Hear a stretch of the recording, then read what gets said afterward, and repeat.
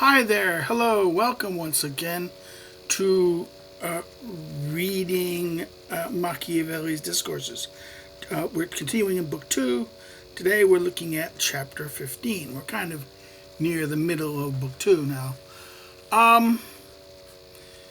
You can see we're a little warm today because cold. It's got zero. We got the cold spell.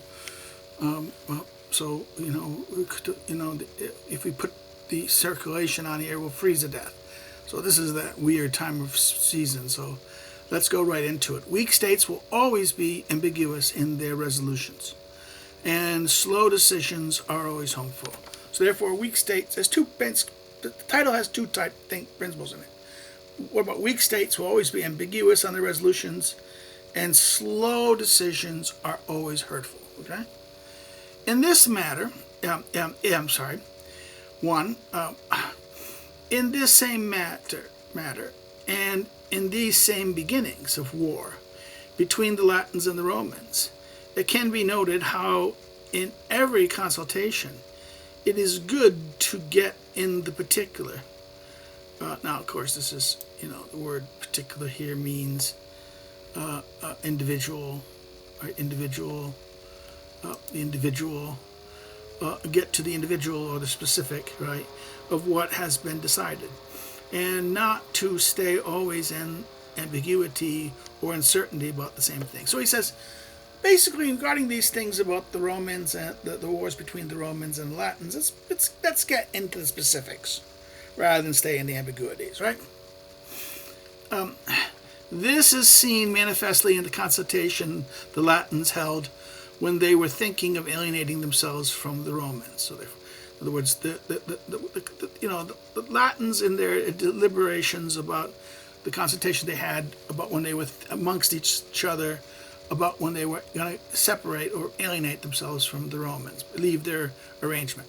Since the Romans had foreseen this bad humor that had entered into the Latin peoples, so as to make certain of the affair and see if they could win those people without putting their hands to arms, they gave them to understand that they should send 8 citizens to Rome, for they had to consult with them.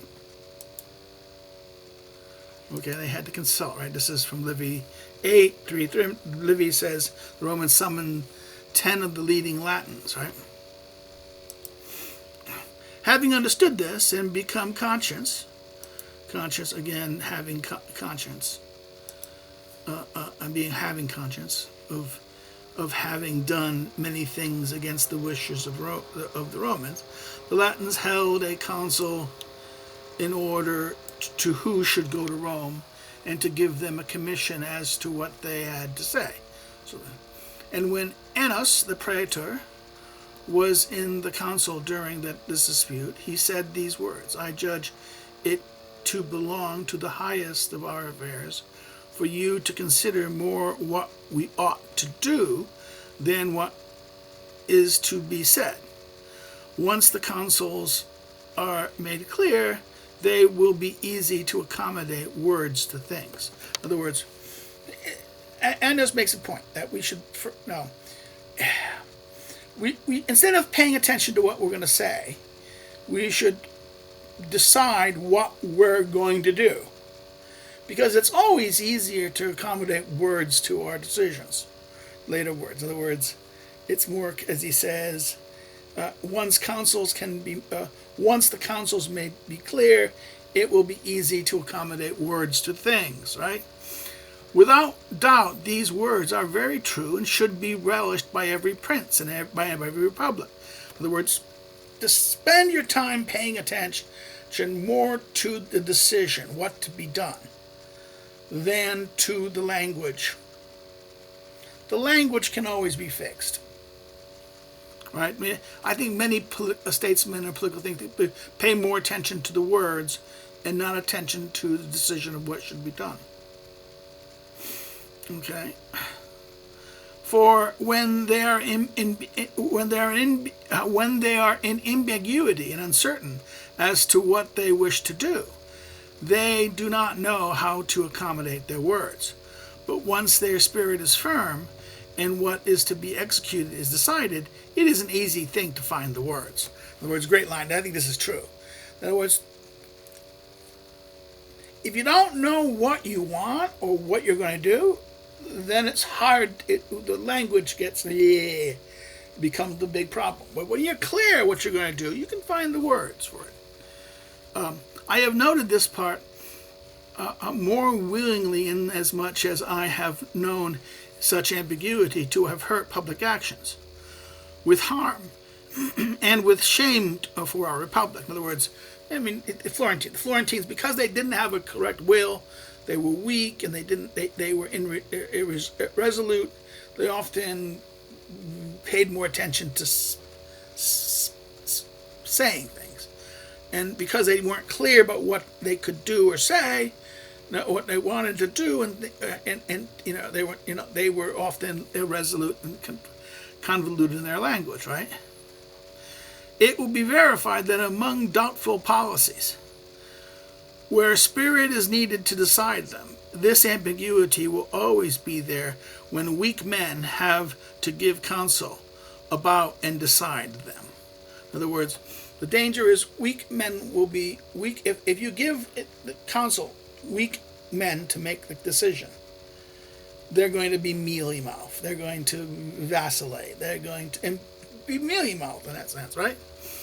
He says, slow and tardy decisions are not less hurtful than ambiguous ones, especially those that have to be decided in favor of some friends. For with their slowness, one aids no one and hurts oneself.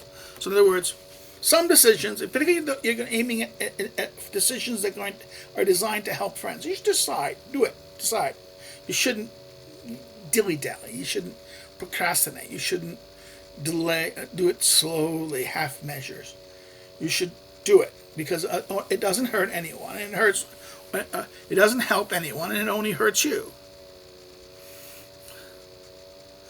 And it aids no one and hurts oneself.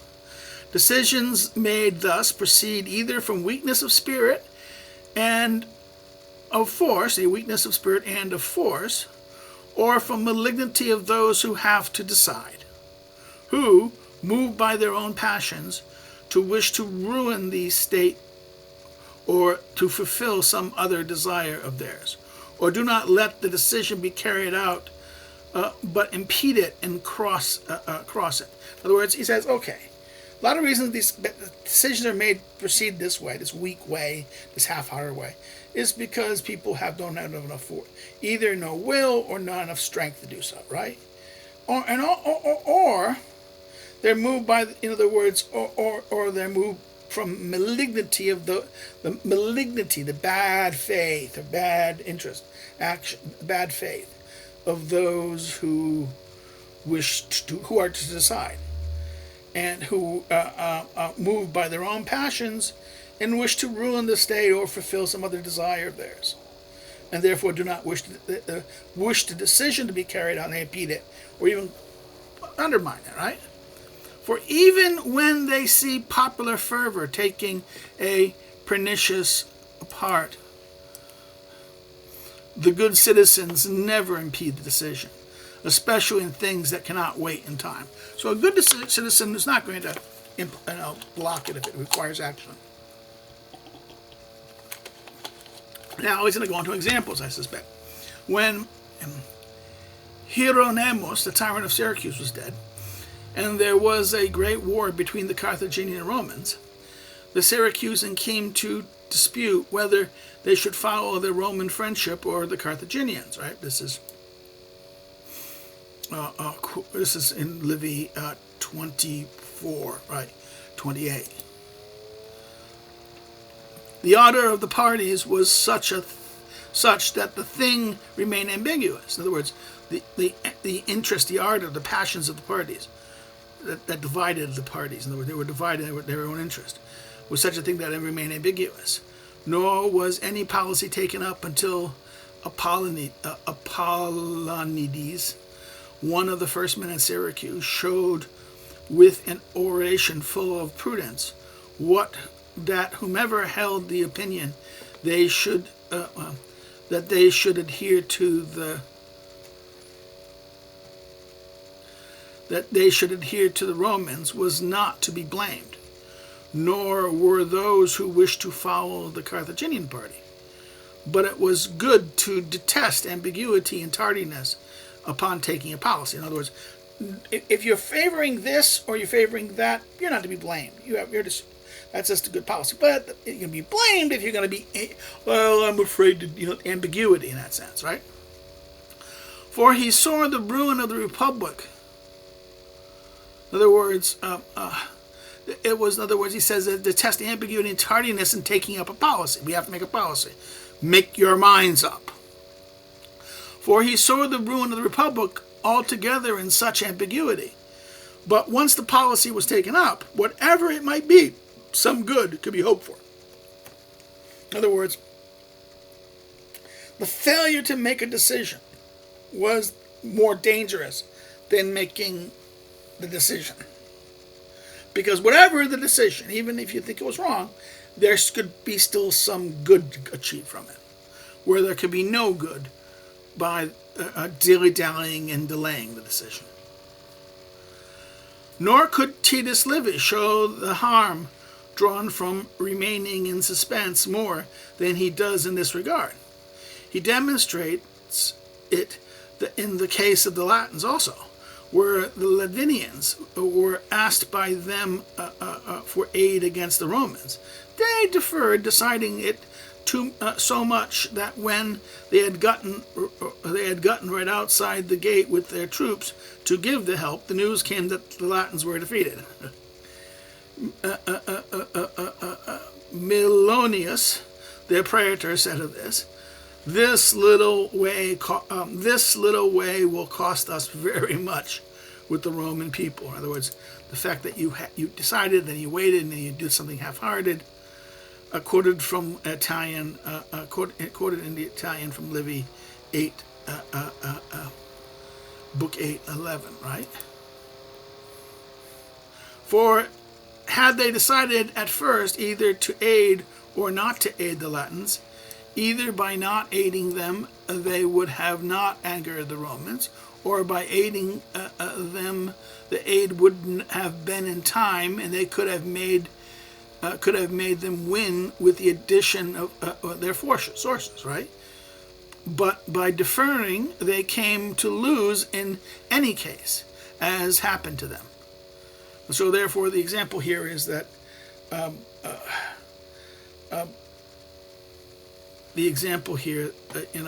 story of the Lavinians. The Livians came to the aid of them too late because they dilly-dallied. And now they lost anyways, right? If the Florentine had noted this text, they would not have had so much harm or so much trouble from the French as they had from coming into Italy of King Louis XII of France against Ludovico, Duke of Milan. Okay, this is Ludovico in 1499. He goes, for when the king was negotiating his coming and sought an accord with the Florentines, the spokesmen who were with the king came to an accord with him that they should stay neutral, and that when the king came to Italy, he should have to maintain them in their state and receive them under his protection. And he gave a month time to the city to ratify this. Whoever with little prudence favored the affairs of Ludovico deferred such ratification until the king was already near victory, and the Florentines wished to ratify it, when the ratification was not accepted. For he knew that the Florentines had come forcibly and not willingly into his friendship.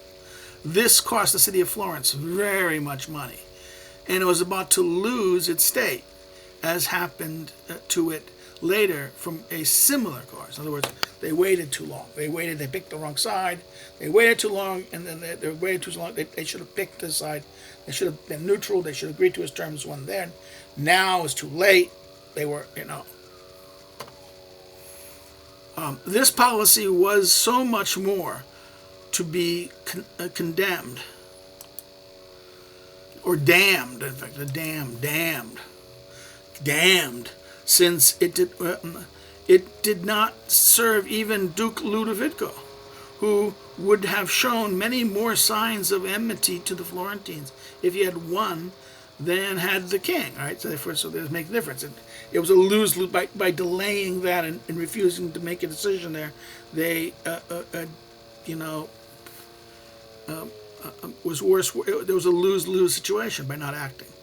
Although this evil that arises, although the evil that arises for republics from this weakness has been discoursed of above in another chapter, and that is here. He says Discourse 130, Discourse 138, sections 2 and 4. We talked about this, right? Nevertheless, having opportunity for it anew through a new accident, I wish to repeat it, since it seems to me a matter that should be especially noted by a republic like ours. In other words, this example of a republic fucking it up, right, screwing it up on this issue, is something that we've talked about before, but I'm going to do it again because this is, in other words, don't be decisive. In other words, be decisive.